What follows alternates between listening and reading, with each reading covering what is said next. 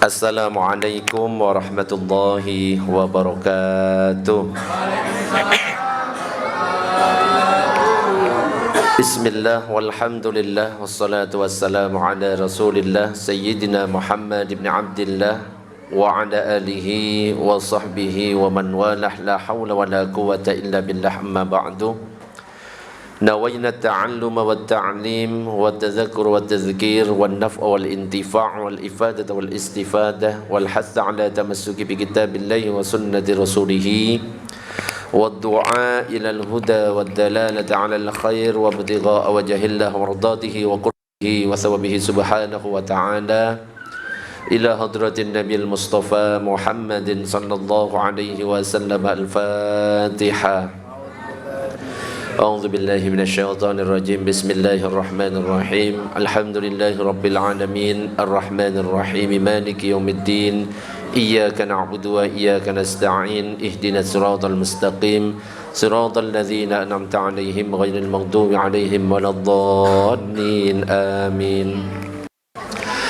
Para jemaah, Bapak Ibu yang dirahmati oleh Allah, alhamdulillah pada kesempatan malam ini kita bisa berkumpul di Mushola An-Nur. Kita berterima kasih kepada pengurus Mushola Abah Naim dan ibu-ibu serta pengurus-pengurus serta warga dari Helikonia yang sudah memberikan izin menempati tempat ini. Mudah-mudahan warga Helikonia semuanya panjang umur, okay?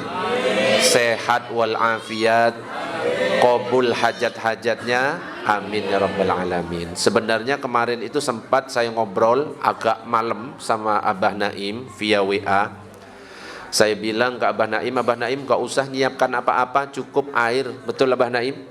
Kenapa? Karena nanti kalau misalkan disiapkan atau merepotkan orang tuan rumahnya, nanti Al-Anwar sungkan untuk menempati. Ya, jadi kalau misalkan ditempati Al-Anwar minimal air putih saja. Betul Abah Naim ya kemarin ya. Tapi ternyata ada kotaknya ya. Mudah-mudahan yang donatur kotaan ini mudah-mudahan rizkinya lancar, okay? Amin ya rabbal alamin. Jadi intinya itu Al-Anwar tidak ingin memberatkan masjid yang ditempati. Di Masjid Sukri Adnan ya bawa sendiri, Masjid Al-Ikhlas bawa sendiri, di Al-Marwah bawa sendiri, di Mushola Nizar, Mushola Al-Madinah bawa sendiri. Rencananya seperti itu. Tapi kalau misalkan tiba-tiba ada yang sedekah, infak dan lain sebagainya, ya kita doakan mudah-mudahan berkah sedekahnya itu qabul hajat-hajatnya, amin ya rabbal. Intinya Majelis Al-Anwar ini diharapkan menjadi sebuah wadah untuk bersatu. Biasanya kalau kita lihat itu masjid-masjid itu punya pengajian sendiri-sendiri, betul Bu? Baitur Rahman ada pengajiannya, MSA ada pengajiannya, Al-Ikhlas Maharani ada pengajiannya, Al-Marwah ada pengajiannya. Makanya terpikir oleh saya, kenapa kok gak sekali-sekali, seminggu sekali jamaah semuanya itu ngumpul semuanya jadi satu, takmir-takmirnya gabung jadi satu, sehingga apa? Bisa guyub, kenal satu dengan yang lainnya. Coba sebelum ada ini bisa kenal enggak dengan Lutfi yang agak-agak menjengkelkan misalkan? Gak ada kan? Tapi kan sekarang walah orang iki ternyata sangat menjengkelkan, jadi kenal ya. Tapi Lutfi disampaikan kayak gini ini sudah terlatih, karena sering ke rumah dan saya bilang, Lut kamu ini biar laku jodohnya harus tahan mental. Betul Lut? Ya. Kamu mau digojlokin segojlok-gojlok apapun, wes pokoknya tahan mental, gak usah kayak dulu. Awalnya terlalu itu apa namanya, dikit-dikit baper, cuma digojlokin dikit keluar grup. Habis itu 2 bulan kemudian tobat, masuk grup lagi. Ini keluar grup itu bukan cuma sekali, 3 kali. Sudah nunggu sampai keluar 4 kali, dapat piring cantik tak lempari. Tapi insya Allah sudah aman ya, aman. Jadi sudah gak punya perasaan lagi Lutfi sekarang, jadi aman. Mau dipesu-pesui aman nih pokoknya, okay? Ibu-ibu nanti kalau Lutfi datang pesu ya, aman insya Allah. Aman. Allahumma shalli ala sayyidina Muhammad. Ya, insya Allah ya kita semuanya guyub, okay? Amin ya rabbal alamin. Ada yang sakit, kita doakan bareng. Gak apa-apa, gak usah sungkan WA. Ustadz, anak saya sakit, sampaikan, doakan bareng. Ustadz, orang tua saya berangkat umroh, doakan bareng. Memang forum Al-Anwar ini untuk itu. Jadi kan enak, ada yang gini, doa bareng, ngerti semuanya. Ada yang gini, walah ini lagi sakit, ngerti semuanya, dijenguk bareng-bareng dan lain sebagainya. Ya, ada yang ulang tahun hari ini, saya tahu. Anaknya Bu Yasmin ulang tahun, namanya Mbak Aisyah. Kita doakan mudah-mudahan panjang umur. Mana Bu Yasminnya ada? Ada. Nanti dinyanyikan lagu ya. Gak apa-apa, Ustadz saya ulang tahun. WA. Kalau nggak WA ya saya nggak tahu. WA aja gak apa-apa. Ustadz saya pengen dirayakan di Majelis Al-Anwar, saya bawa tumpeng, bawa ini. Boleh bawa. Ustadz potong tumpeng, boleh nggak apa-apa. Tapi habis potong tak bawa pulang lagi, tak makan sendiri. Boleh. Kalau nggak malu, gitu loh. Ya, Allahumma shalli ala Sayyidina Muhammad. Wes pokoknya dibuat santai. Jangan sampai pokoknya kebersamaan ini jangan sampai cuma gara-gara satu hal yang tidak penting akhirnya jadi ribut. Boleh ribut, namanya hidup pasti ada ribut. Pasti ada crashnya, tapi crashnya segera diperbaiki. Selesai lagi ya. Gak nyapa, cukup sehari, besok nyapa lagi. Kayak gitu, kayak anak berantem, besoknya damai. Tapi orang tuanya terus berbulan-bulan. Biasanya gitu kan? Kalau anak kita berantem, ya, orang tuanya kan ikut-ikutan, betul. Anak kita sudah damai, orang tuanya terus apa enggak? Terus, wes malah nggak nyapa terus. Wes kita tiru ilmunya anak kecil, berantem, crash dikit, aman, damai. Ya, jangan cuma gara-gara satunya egois, satunya ini berantem terus. Padahal kita sudah ngumpul kayak gini, susah Bu kayak gini, susah Pak. Saya dari 4 orang ngumpulkannya itu, susah. Ayo bantu jaga. Majelis Al-Anwar bukan miliknya Ustadz Anwar Musadat, bukan, milik bersama. Kalau perlu saya Al-Anwar. Setiap orang bilang saya Al-Anwar. Kalau perlu ada kartu tanda anggotanya. Oh, mau tak? Ya harus ada nama lengkapnya, betul? Ya. Jadi kartu tanda anggotanya itu bisa dipakai untuk ngambil uang ATM. Setuju? Setuju. Ya, yang kita sedot ya uangnya Pak Freddy ya. Allahumma shalli ala Sayyidina Muhammad. Oke. Materi pada kesempatan malam ini tentang masalah nafsu. Kalau kita berbicara tentang nafsu, ada makhluk namanya malaikat, ada makhluk namanya binatang, ada makhluk namanya manusia. Binatang itu punya nafsu, gak punya akal. Malaikat punya akal, di mana akalnya itu digunakan untuk taat terus kepada Allah, gak punya nafsu. Makanya malaikat itu gak ada malaikat yang mau makan, gak ada yang minum, gak ada yang nikah dan lain sebagainya. Berbeda dengan manusia, manusia ini komplit, punya nafsu, punya akal. Makanya kalau misalkan ada manusia akalnya bisa menguasai nafsunya, nafsunya dikalahkan, maka manusia ini derajatnya lebih tinggi daripada malaikat. Tetapi kalau ternyata nafsunya yang menang daripada akalnya, maka manusia ini turun derajatnya di bawah binatang. Makanya kita harus tahu ya, posisi kita ini jangan sampai berada di bawah binatang. Kalau bisa di atasnya malaikat. Bahkan Nabi Adam ya, ketika diciptakan Allah perintahkan sujud semuanya. Coba itu gara-gara apa? Mulianya manusia. Dan manusia itu mulia karena ada ilmu. Ketika malaikat disuruh oleh Allah, coba sebutkan nama. Malaikat gak ada yang tahu, tapi Nabi Adam langsung, ini namanya Fikri, ini namanya Dani, ini namanya ini, bisa menyebutkan. Makanya akhirnya apa? Malaikat, penduduk langit semuanya disuruh sujud. Sujudnya bukan ibadah, sujud karena taat pada perintah Allah, memuliakan apa yang diciptakan oleh Allah Subhanahu wa ta'ala. Dan yang perlu kita ketahui, yang namanya nafsu itu seperti anak kecil. Kalau misalkan nafsu itu dituruti terus, maka akan terus minta, nuntut terus, minta terus anak kecil itu. Tetapi kalau langsung di stop, akan berhenti anak kecil itu. Begitu juga dengan nafsu. Wis terbiasa maksiat, ngumpul di sini, nongkrong, main judi terus. Kalau dituruti terus, akan terus itu istiqomah. Tetapi kalau ada yang stop, berhenti. ngerokok, kena lagi Pak Herman. Ya kan ngaji kan tugasnya nyindir-nyindir dikit kan ya, tapi rokok tidak haram. Gak haram rokok. Abah Ipin masih merokok Abah Ipin? Enggak. Ya. Minum bir tapi ya. Gak merokok tapi minum bir, bagus ya. Jadi derajatnya lebih tinggi ya. Gak apa-apa. Itu menunjukkan Abah Ipin itu manusia ya. Karena kalau malaikat gak akan pernah maksiat, tapi kalau manusia pasti ada maksiatnya. Makanya yang dikatakan manusia terbaik itu bukan manusia yang tanpa salah, tapi manusia yang paling baik itu adalah manusia yang dia itu punya kesalahan, dia langsung mentaubati kesalahannya itu. Sallu ala Nabi Muhammad. Jadi langsung di stop kebiasaan buruk, stop. Ya kayak Lutfi ini yang kebiasaan dikit-dikit baper, di stop langsung. Jadi wis tahan banting. Tobat, disindir sesindir apapun, sekejam apapun, Lutfi nggak akan baper lagi sekarang. Ya. Tapi malah tambah menjengkelkan ya. Jadi nggak baper, tapi membuat orang lain ilfil. Ya hebat itu, nggak apa-apa. Jadi seorang itu punya kemampuan masing-masing ya. Abah Ipin ya, senangnya ya kemampuannya bisa ngira-ngira cantik, itu kemampuan. Jadi bisa menggambar seorang, ini waktu muda cantik. Jadi otaknya Abah Ipin itu bisa rekaman 10 tahun sebelumnya muncul.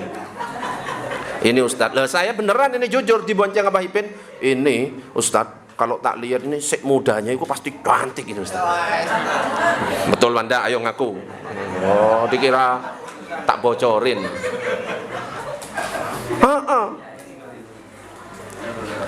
Ustadznya diajari. Allahumma shalli ala sayyidina Muhammad. Itu materi yang pertama. Yang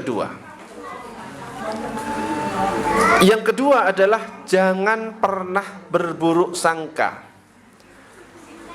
Idza sa'a fi'lul mar'i sa'a dhununuhu wa saddaqa ma ya'taduhu min tawahumi. Bila perbuatan seseorang jelek, maka akan jelek pula prasangka-prasangkanya, dan akan dibenarkan kebiasaan-kebiasaan dari kecurigaannya.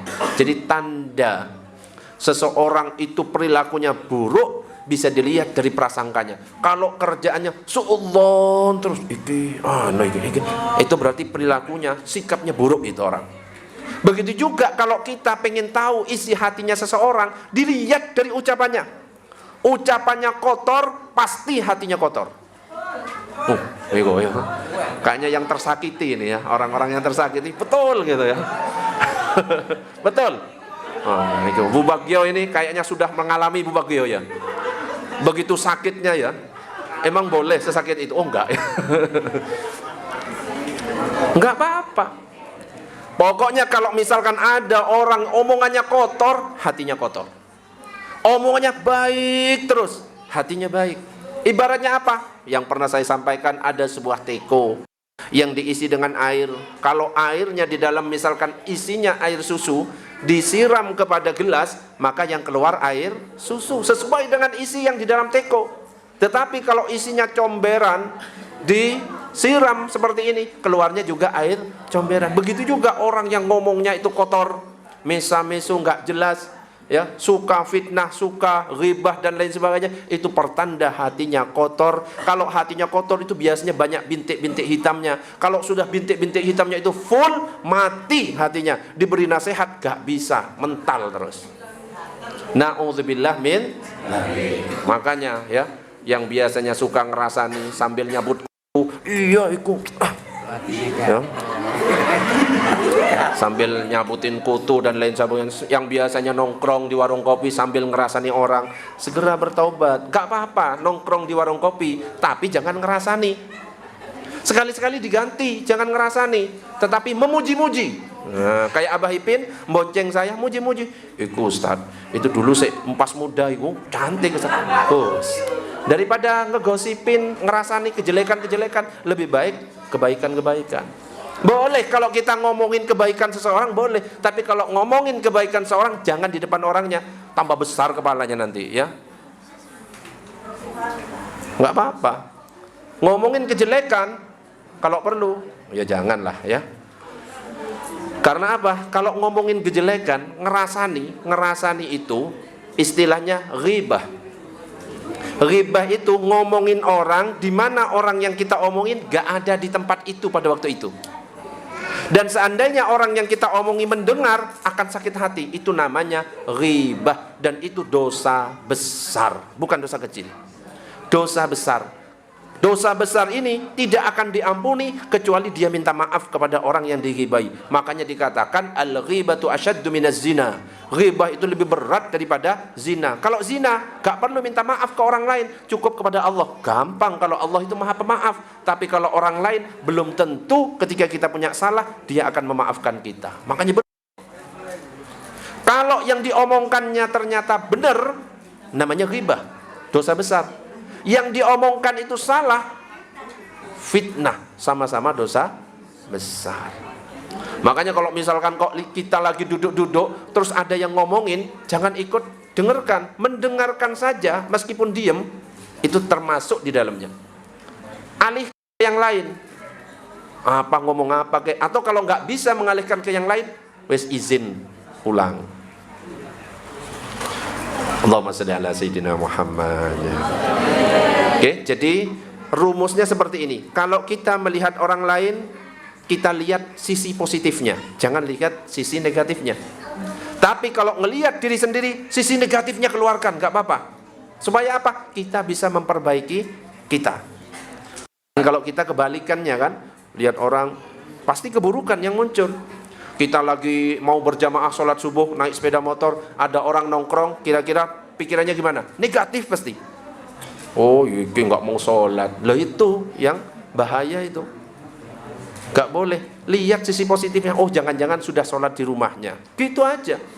Daripada ini nggak mau sholat, cuma nongkrong di warung kopi, begadang terus, maksiat terus. Jangan. Dalam kitab Nasaihul Ibad disebutkan, kalau kita melihat orang lain, maka anggap orang lain itu lebih baik daripada kita.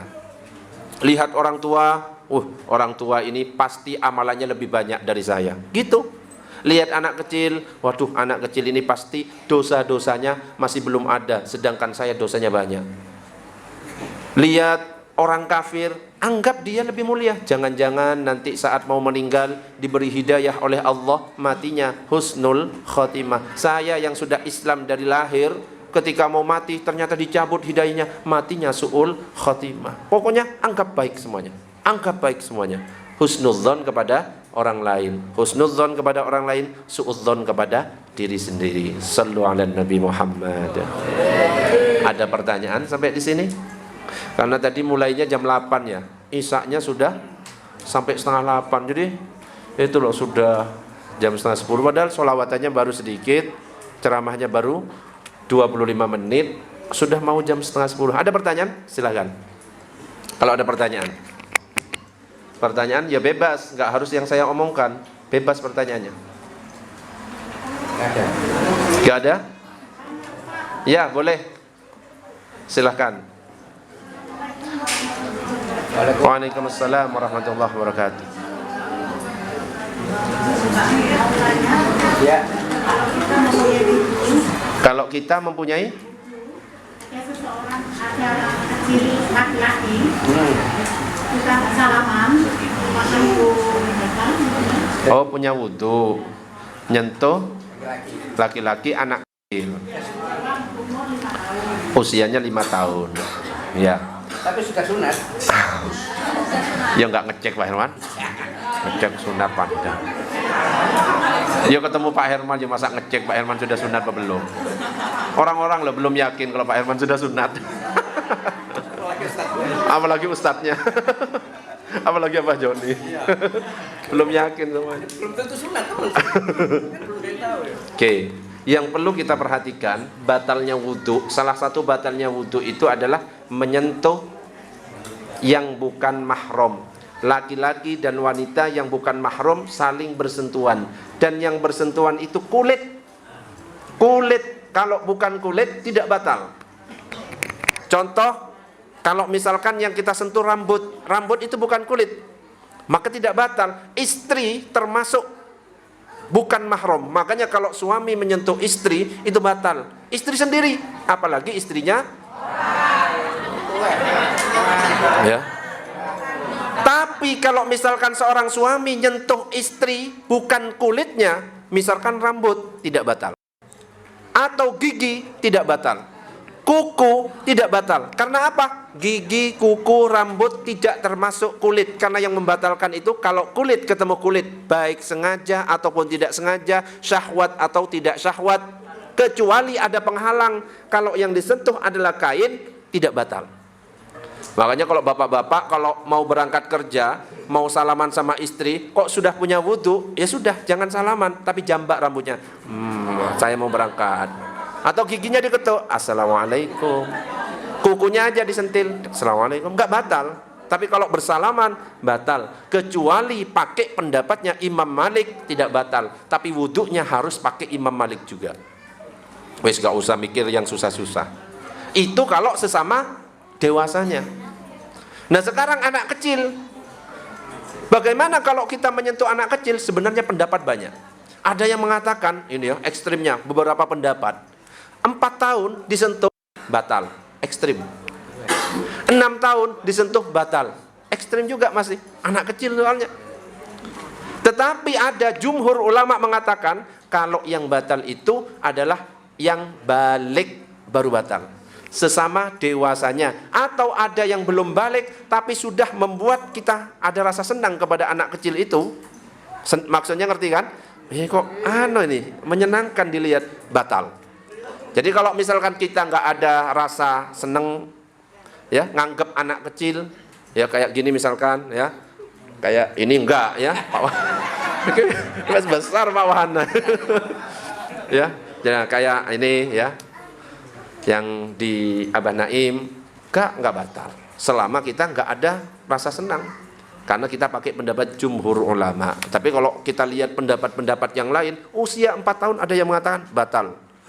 Itu saking ekstrimnya pendapat. Tapi namanya ilmu fikih, pasti di dalamnya ada perbedaan pendapat. Kalau orang nggak ngerti perbedaan pendapat, berarti tandanya orang itu nggak ngerti ilmu fikih.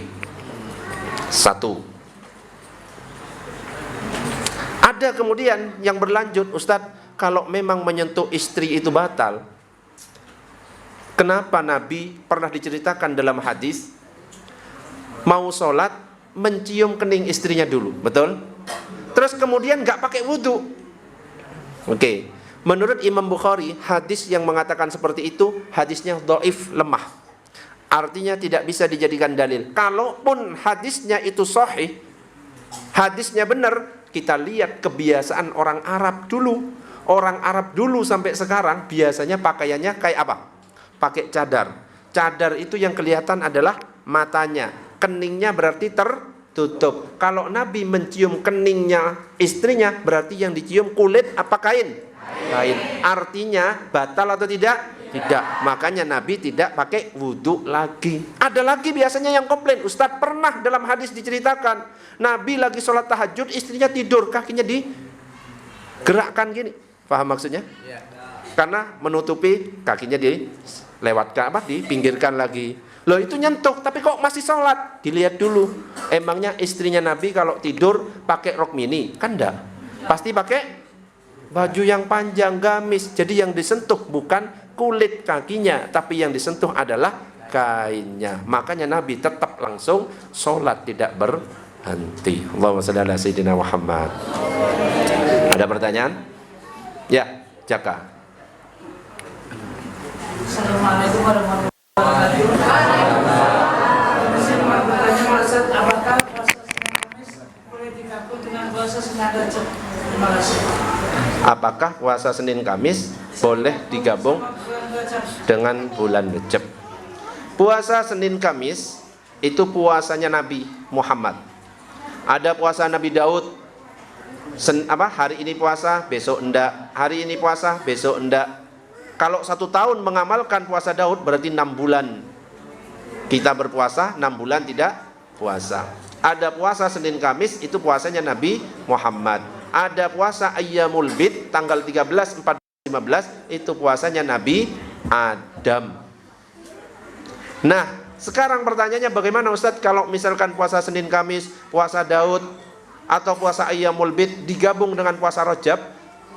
Apakah bisa? Boleh, dapat dua-duanya. Jadi di bulan Rajab ini disunnahkan memperbanyak puasa. Bukan tanggal 1 sampai 10, bukan tanggal 1 sampai 3, 1 bulan penuh disunnahkan. Karena apa? Nabi pernah ditanya, sahabat pernah ditanya, apa yang kamu ketahui tentang Nabi ketika bulan Rajab? Ketika bulan Rajab, Nabi itu ada kalanya puasa sampai nggak kelihatan kalau Nabi itu makan itu. Cuma makannya malam tau. Pernah lagi terkadang Nabi makan terus, gak puasa belas. Artinya apa? Puasa itu tidak wajib, hukumnya cuma sunnah dan Nabi melakukan 1 bulan penuh. Jadi kalau mau puasa nggak harus tanggal 1 sampai 10, enggak, tapi boleh full. Kalau nggak mampu 1 sampai 10, boleh.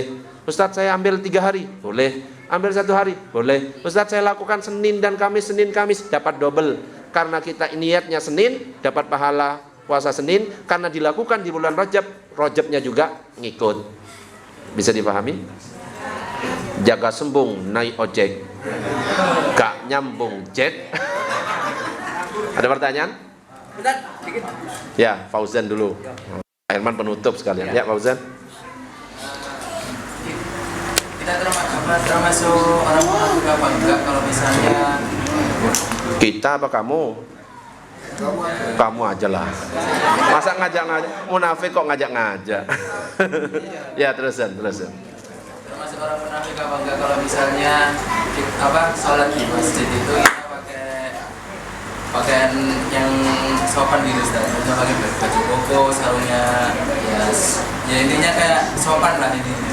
Habis itu di rumah kita cuman misalnya habis bangun tidur kita langsung sholat cuman pakai kaos, terus habis itu sarungan aja. Itu apa termasuk orang munafik?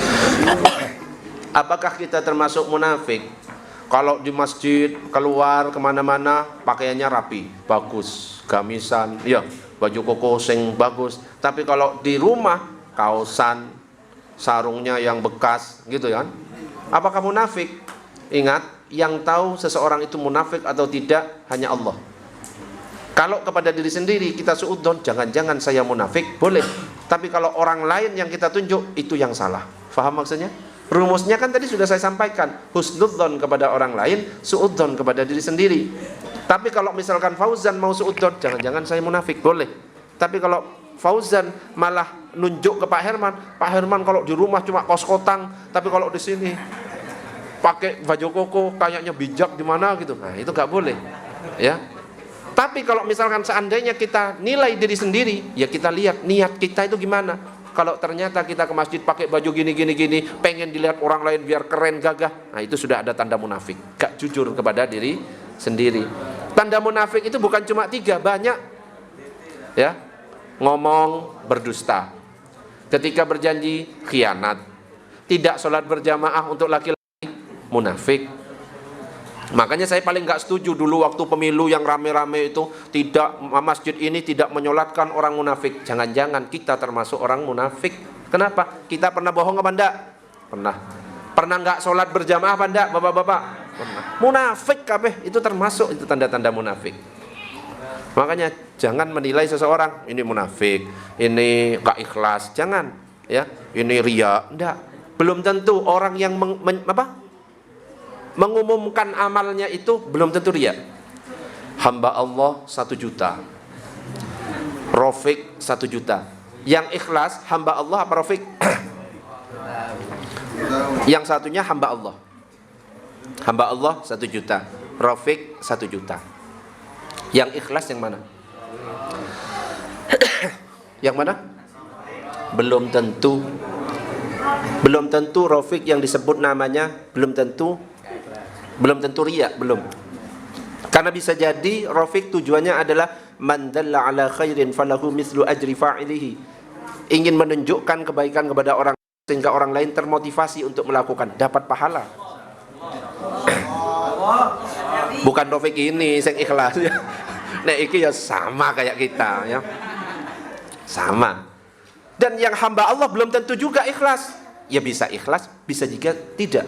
Saya gak pernah menyalahkan, makanya saya tanyakan, menurun lagi. Kayaknya habis nonton Siksa Neraka Pak Freddy. Siksa neraka. Nah, iya, memang bagus. Saya nonton kan siksa neraka. Anak saya itu 2:30 belum subuh sudah sholat subuh, ya. Gara-gara takut belum duhur sudah sholat. Ayo Pak sholat. Jam berapa? Jam 11. Sholat duhur. Biar gak disiksa neraka. Bagus itu. Ya. Ya untuk Pak Herman wajib itu nonton siksa neraka.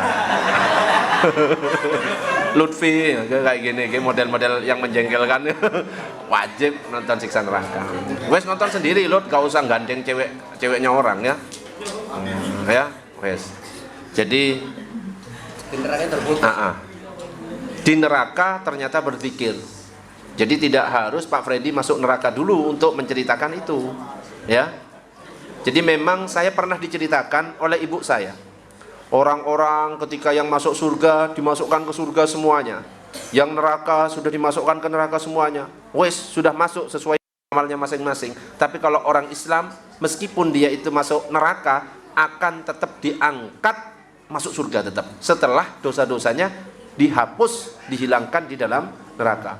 Ibaratnya baju ya, ketika kotor ada dosa maka baju itu akan dicuci, kemudian setelah dicuci dijemur, kemudian setelah dijemur disetrika. Ya sama kayak kita, kalau dosanya banyak maka kita juga akan dicuci di dalam neraka, habis itu dijemur di neraka, habis itu digosok di neraka. Kalau sudah kinclong bersih maka dimasukkan ke dalam lemari, masuk ke dalam surga. Nah ibu saya cerita, nah ketika sudah dimasukkan semuanya ternyata ada suara La ilaha illallah, La ilaha illallah, Ya Hanan, Ya Manan, Qabbalna, Kafa'akbalna, La ilaha.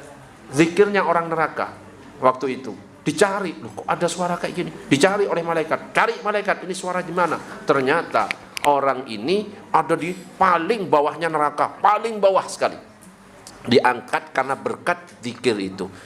Nah, tentang kebenaran ini tetap wallahu a'lam bis-shawab, karena saya juga belum pernah mengalami. Itu cuma cerita, nasihat. Ya ambil hikmahnya kalau ada cerita. Jangan-jangan berkah zikir, ya nggak usah nunggu masuk neraka baru zikir. Zikirnya kita di sini. Makanya istiqomah hadir majelis Anwar. Hujan nggak hujan tetap jangan lupa Selasa depan Milad Al Anwar hujan harus hadir, nggih. Masa malah milad malah sepi. Ojo. Mudah-mudahan enggak hujan tapi, nggih. Hujan berangkat. Siap, Bu? Siapkan jas hujannya ya. Bapak-bapaknya siap? Siapkan jas hujannya. Mesti saya kan setiap Selasa pagi ya, mendekati siang pasti bilang, waktunya ngaji, update status, siapkan jas hujan, siapkan SIM dan STNK, helm, sabuk pengaman, wes pokoknya gitu ya. Allahumma shalli ala sayyidina Muhammad. Oke, waktunya sholawat dulu. Sebelum mahlul qiyam, sholawatnya sing meriah dulu ke Senji. Allahumma shalli ala sayyidina Muhammad.